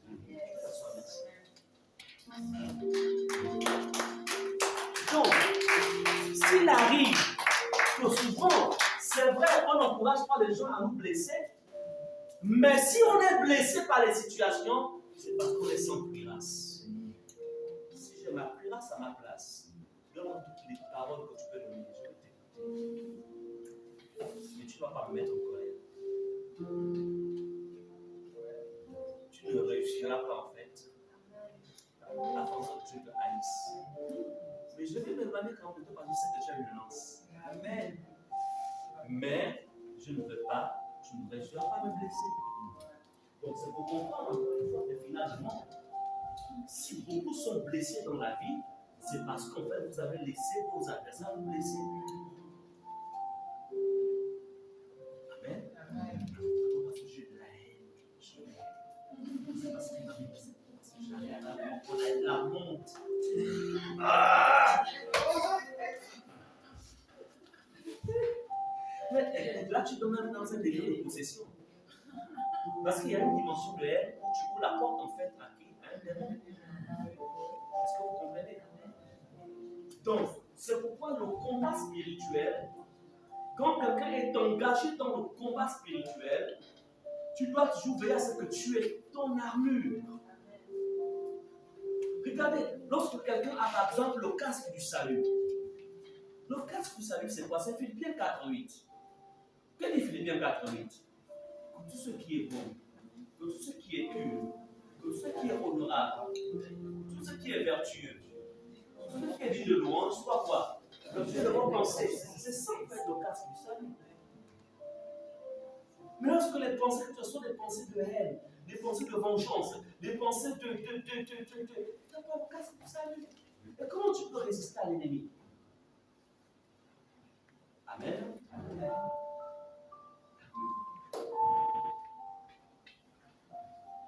Certains ne prêchent même plus Jésus. Ils sont dans le taxi, bien ils sont dans. Ils ont même des amis païens à qui ils n'ont jamais prêché Jésus. Attendez. Le zèle de l'évangile, ce sont des chaussures. Et la preuve que tu as des chaussures, c'est que tu ne peux pas rester sans parler de Jésus. Mais voilà pourquoi beaucoup se compromettent. Tu n'as pas la capacité de résister au blé des païens. Les païens sont obligés de te convertir. D'autres même ont honte de Jésus. Ils ont honte. Mais tu es sans chaussures. Comment tu peux marcher sur des endroits où il y a en fait des pointes, où il y a de la boue? Regardez un peu ces rangers, les militaires, avec des rangers, ils entrent partout. Même là où il y a le feu, ils ne peuvent pas se blesser. Pourquoi? Parce que les chaussures les protègent.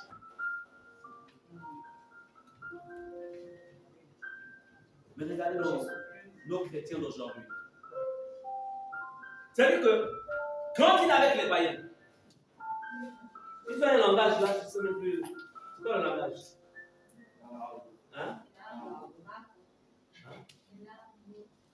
Bien, on dit là, comment là, oui, là. Ça veut même dire quoi? J'attends seulement, ça dit quoi? La chose. C'est pas mon procès, j'espère. Non, c'est la chose. Ça veut dire quoi? La chose. La chose. Et lui aussi, oui. Mais non. Oh, je suis. Bon, écoutez. Il est au milieu des mondains, il est confondu au mondain. C'est-à-dire que c'est quand il sort de là, quand il va chez lui ou elle va chez elle, que tu te reposes. Donc il est chrétien, elle est chrétienne. Toute une conversation sans profiter de dire Jésus. Les amis, les relations que Dieu nous donne, c'est pour faire passer le message de Jésus. Je ne veux pas dire qu'on doit fuir les païens. Et d'ailleurs, il faut les fuir quand il n'est pas fort. Moi, quand je me suis converti, j'ai fui tous mes amis du monde. Parce que je savais qu'ils avaient une influence. Alors j'ai pris 2 ans. Je les ai tous fuis. Je me suis accroché aux chrétiens forts. Parce que je savais que ces gars-là étaient capables de me ramener. 2 ans. Troisième année, j'ai apparu. Quand j'ai apparu, c'était maintenant l'évangélisation. Je savais qu'il n'était plus capable de me ramener. Et je n'ai ramené ça. Amen.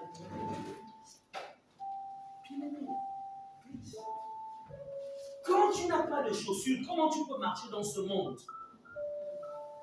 Comment tu peux résister? Comment tu peux courir? L'ennemi te poursuit derrière. Comment peux-tu vite courir sans chaussures? Et le zèle de l'évangile, c'est quoi? Ce sont les chaussures. Où est ton zèle? Où est ton zèle?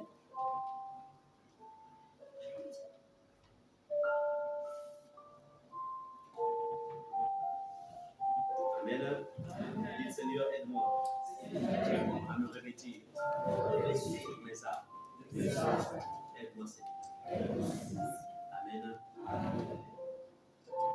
Le bouclier de la foi.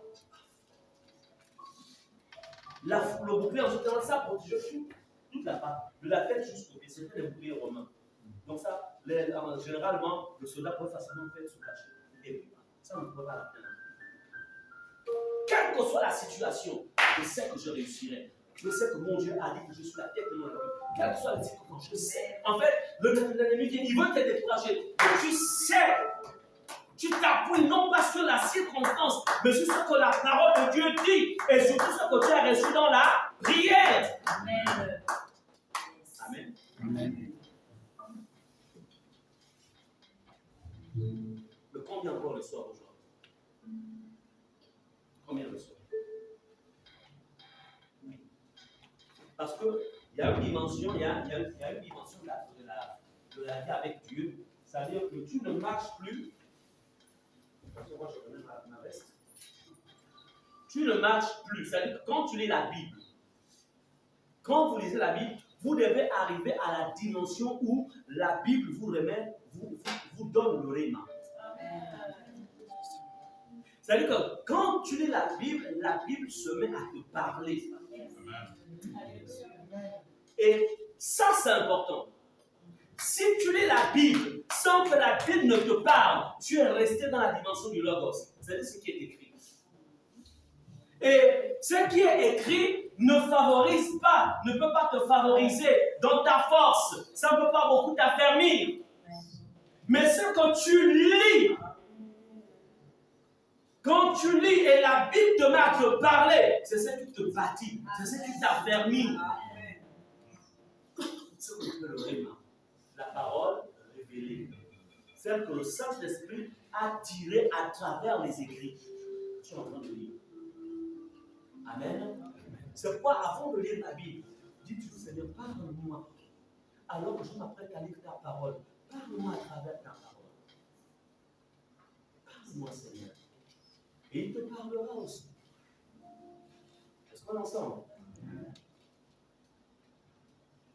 Et c'est ce qui va faire en sorte que tu aies une carrure, tu aies une force, tu sois fort.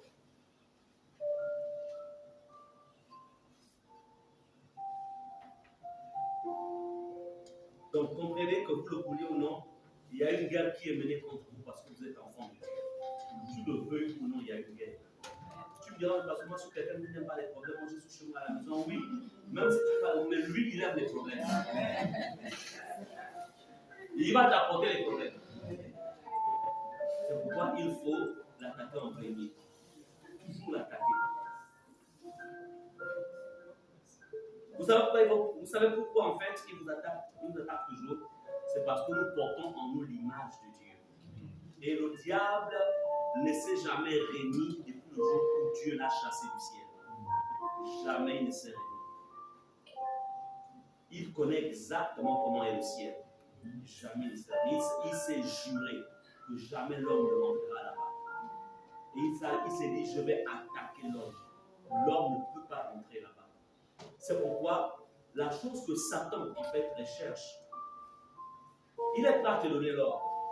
Il est prêt à ce que tu travailles du lundi jusqu'au dimanche. Voilà pourquoi il y a des gens des chrétiens qui donnent des boulots du lundi jusqu'au dimanche, les gens se mettent à travailler. Et ils appellent ça la bénédiction de bénédiction. Un travail qui te prend du lundi au dimanche. C'est-à-dire qu'un travail qui englobe le jour du Seigneur. Et tu appelles ça bénédiction. Ça, c'est un plan du diable. Et souvent, ce genre de boulot, ça paye bien. Ah oui, parce qu'il y a des primes là. Non, mais ça me permet d'arrondir les fins du mois.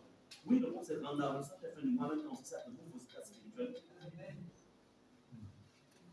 Pourquoi? Parce qu'il s'est juré. Nous sommes l'image de Dieu. Il dit, tu ne rentreras pas. Mais gloire soit rendue à Dieu que celui qui est le plus fort qui est dans le monde. Nous y entrerons tous au nom de Jésus. Amen. Amen.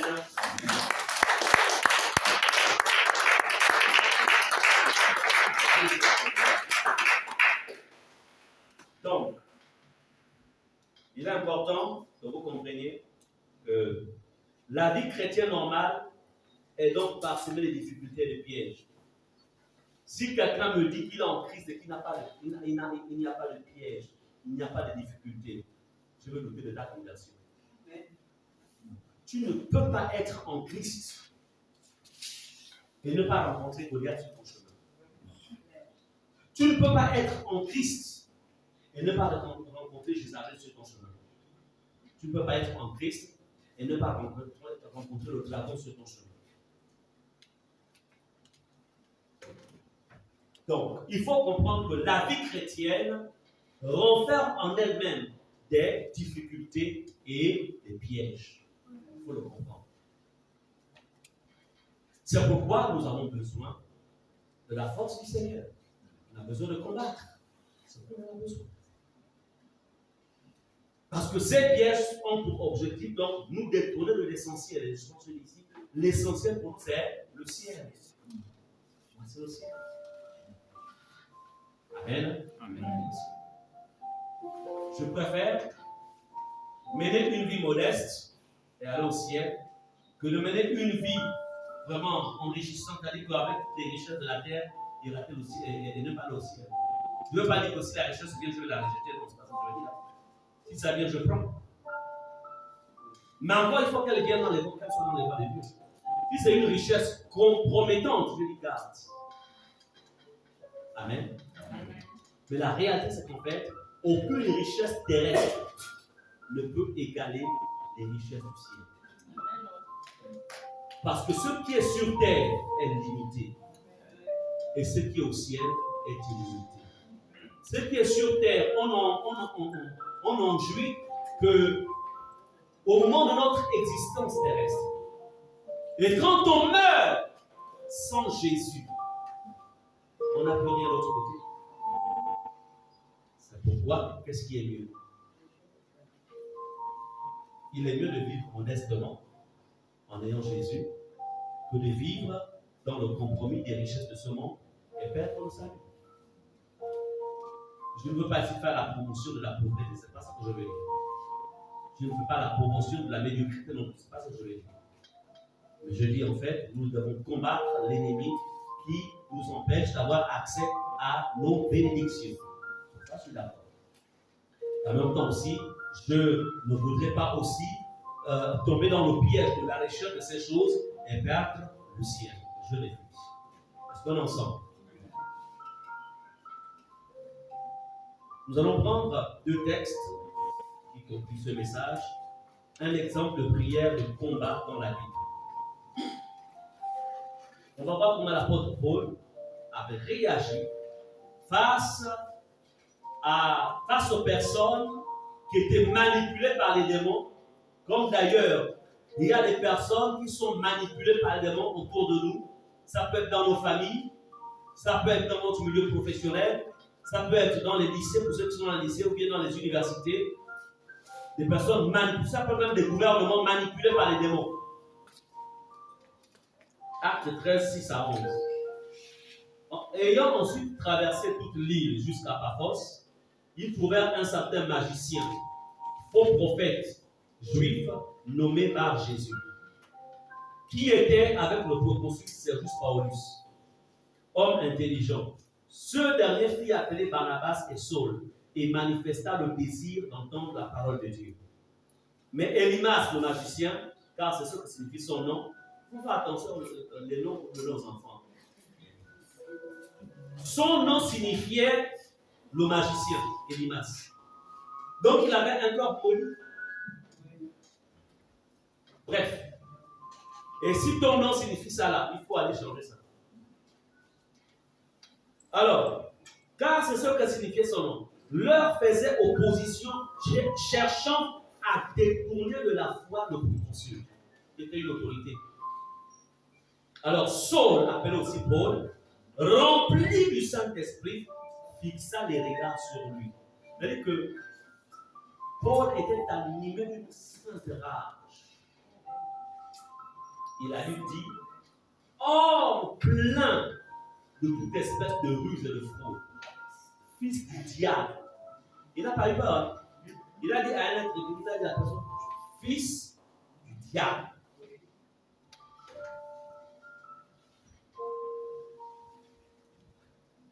Certains aujourd'hui qui raisonnent dire non, il ne faut pas condamner.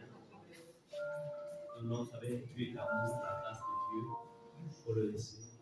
Pour la vie du diable.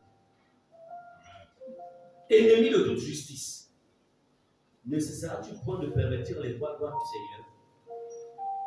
Maintenant, voici, la main du Seigneur est sur toi. Tu seras aveugle, et pour un temps, tu ne verras pas le soleil. Aussitôt l'obscurité et les ténèbres tombèrent sur lui. My God. Donc, il y a une différence entre obscurité et ténèbres. Parce que le et là, c'est une conjoncture de coordination. Un, il s'est retrouvé en fait dans l'obscurité, il ne voyait plus rien. Deux, sa dimension qui se retrouve dans les ténèbres. Et il cherchait en tâtonnant des personnes pour leur guider. Le combat spirituel. Paul avait pris conscience que là, il n'a pas affaire à un simple homme. Il a affaire à quelqu'un qui est possédé par des esprits et qu'il fallait que cet homme voie la gloire de Dieu. Et la seule manière pour ce magicien-là de voir la gloire de Dieu, il fallait qu'il reçoive un miracle punition. Est-ce que vous comprenez cela? Sur place. Écoutez, il y a des situations lorsque vous les rencontrez. Si tu sens que ça bouillonne, ça vient comme un feu. Tu sens que ça bouillonne. Tu sens une sainte rage. Tu sens que tu dois proclamer une parole. Pas une parole pour bénir, mais une parole pour punir, pour taper. Alléluia. Il perd la parole. C'est ce qu'il a fait. Désormais, tu ne verras plus. Donc, le combat spirituel peut aussi nous amener en fait à avoir en face de nous en fait, c'est-à-dire à affronter des êtres physiques. Mais en ayant en face de soi un être physique, tu sais que derrière, ce sont des esprits qui le manipulent et tu es en train de combattre. Amen. Paul n'est pas reparti à la chambre d'hôtel comme il était en mission. Il n'a pas dit bon. Il n'est pas resté là tranquille. Et puis après, maintenant, quand il rentre dans la chambre d'hôtel, au nom de Jésus, toi et Elimas, toi qui m'as consacré devant le proconsul, au nom de Jésus, au nom de Jésus, ah Seigneur, étends ta main, que ce homme vraiment soit sauvé. Au-delà de ce que Elimas a fait, Seigneur, il n'a pas fait ça. Il a écouté la voix du Saint-Esprit. Tu lui as dit que maintenant, là, cet homme l'a trop fait. Il faut le prier maintenant. Là. Et il a agi sur place. Il ne l'a pas fait dans la chair, il l'a fait pousser par l'esprit. Amen. Mais si tu n'as pas une hauteur de sainteté, si tu n'as pas de profondeur avec Dieu, c'est-à-dire que Elimas va dire, c'est moi le fils du diable. C'est moi le fils du diable. Tu vas voir le fils. Non, mais ça se passe pas. Mais là, ça dit que le gars, il a été, c'est-à-dire que le Saint-Esprit l'a paralysé. Amen. Vous comprenez cela? Amen. Et ensuite, il ne faisait que recevoir seulement. Alléluia. Il dit, mais il y a un décret de sanctification, il y a une odeur de sainteté dans ta vie qui fera en sorte que quand tu te mets à déclarer, la personne qui est en face de toi, en fait, est touchée. Il faut aimer. La Bible dit que la sainteté est le séjour de la maison de Dieu. Aimer la sainteté. Aimer la sainteté. Moi, quand je suis dans le monde, je faisais qu'est-ce que je fais comme abrasion? J'ai commencé à faire boxe. Après la boxe, je fais taekwondo. Après taekwondo, je voulais faire kung fu, j'ai laissé. Parce que j'ai rencontré Jésus. Moi, on faisait toutes ces choses-là. C'était en fait par rapport de vie qu'on menait. Mais quand j'ai reçu Jésus, je m'ai dit, mais comment j'ai fait cette chance? Je suis ton protecteur. Mes anges sont avec toi. quiconque peut te toucher comme un rencontré sur ton chemin. Amen. Amen. Alléluia. Combat spirituel. Pendant que j'étais en Jolé,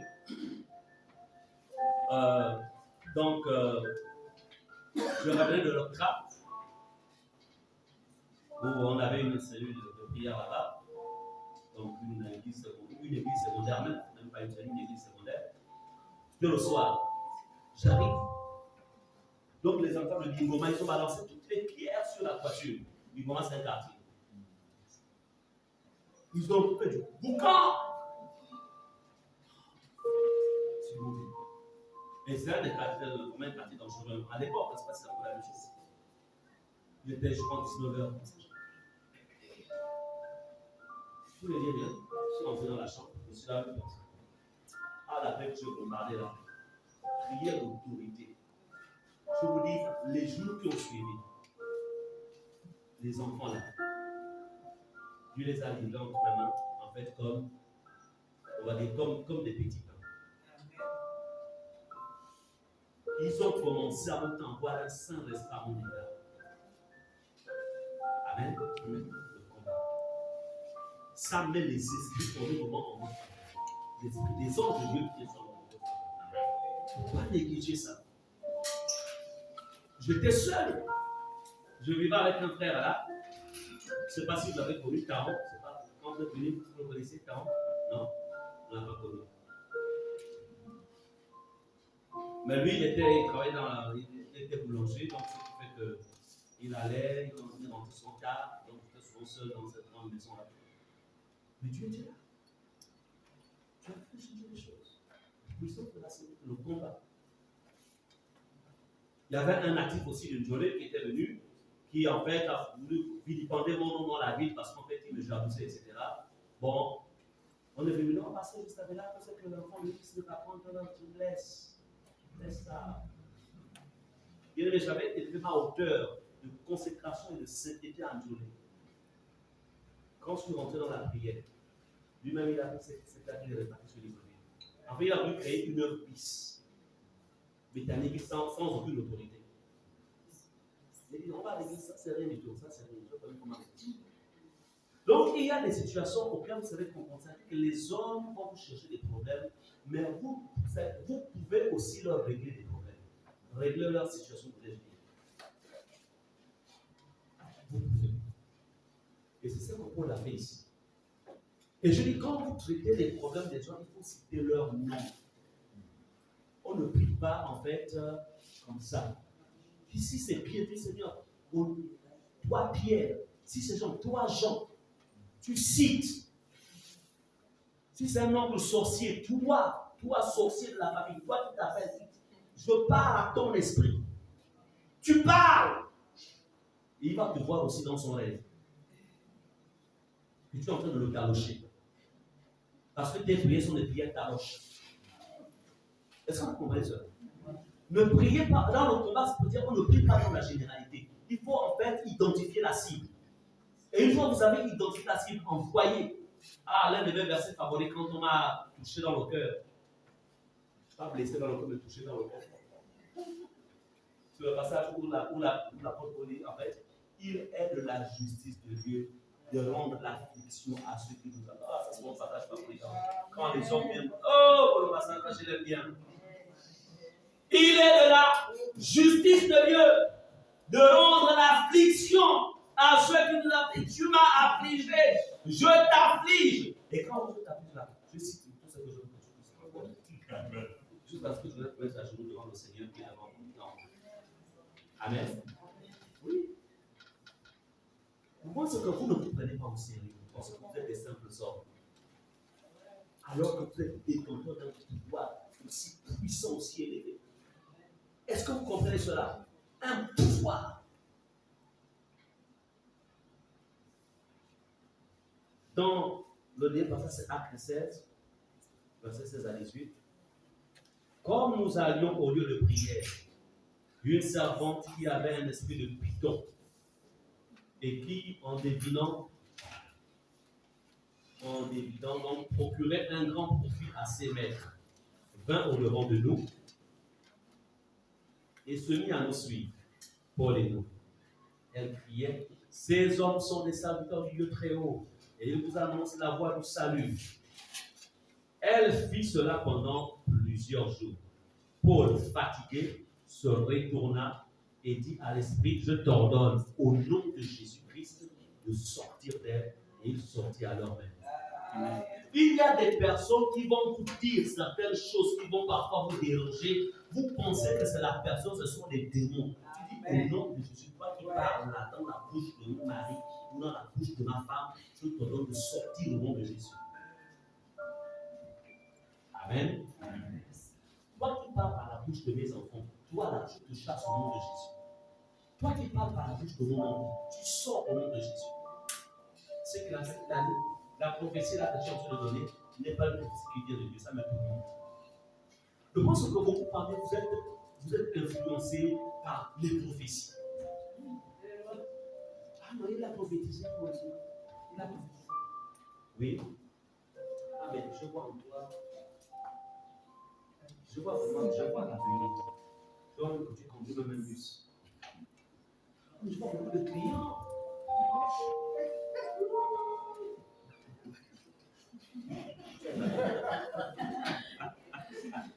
Attends, il n'y a pas de nouveau là.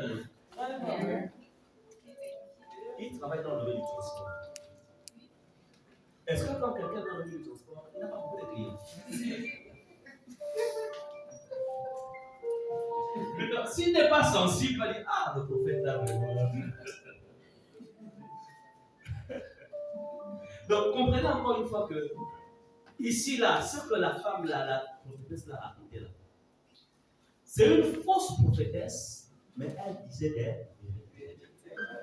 Elle dit quoi? Elle dit, en fait, elle dit, ces hommes sont des serviteurs du Dieu très haut. Et ils vous annoncent la voie du salut. Est-ce que ce n'était pas la vérité? C'est la vérité. Mais écoutez, cette prophétie, en fait, n'était pas à l'avantage de Paul. Non. Ce n'était pas à l'avantage de Jésus. Parce que cette femme avait une renommée dans la vie. Elle, en fait, elle recevait des consultations où les gens allaient souvent vers elle pour recevoir des informations sur leur avenir. Donc, si Paul ne réglait pas ce problème, ça aurait validé davantage son ministère. Parce que Paul était un grand homme de Dieu. Et puisque ce qu'elle disait était la vérité, Paul, en partant de cette ville, cette femme, ça dit que même le travail que Paul était allé faire devait tomber dans l'eau.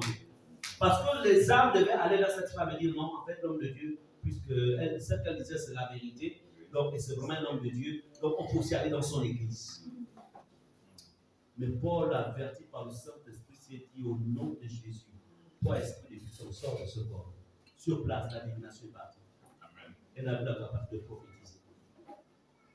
C'est pour lui qu'il y a de nombreux des gens qui vont vous dire certaines choses qui semblent être vraies, mais en vérité, ce n'est pas vraiment la vérité. Il n'y a rien de nouveau à l'intérieur. Amen. Paul a réglé ce problème sur place, en live.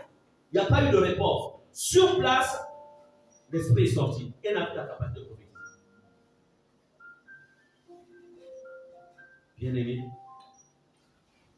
c'est pourquoi vendredi, dites vendredi. Là, aujourd'hui, on est en série, mais vendredi, on aura une séance, en fait, d'exercice du combat spirituel.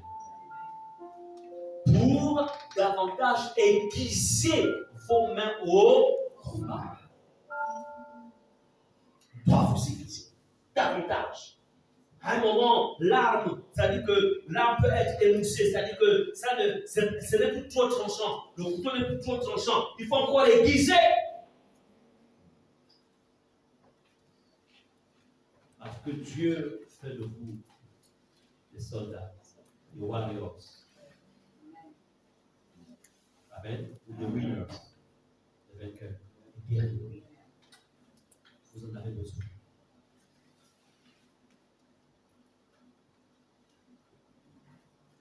Inclinons-nous dans la prière. Vous avez écouté ce message, qu'est-ce qui t'a interpellé? Qu'est-ce que tu veux que Dieu fasse après que tu aies écouté ce message? Qu'est-ce que tu veux qu'il transforme? Élève ta voix et parle au Seigneur maintenant. Élève ta voix, parle à Dieu. La puissance du combat spirituel. Donc vous avez présenté l'importance du combat. Mais en quoi as-tu été interpellé? En quoi?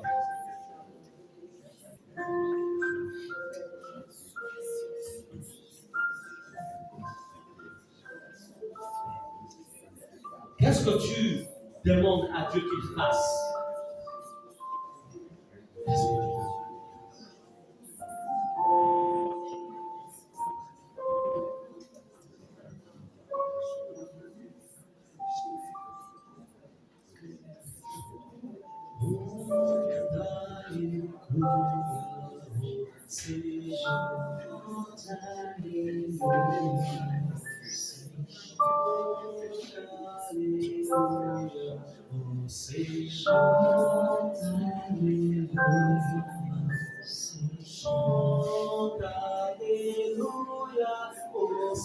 Chante,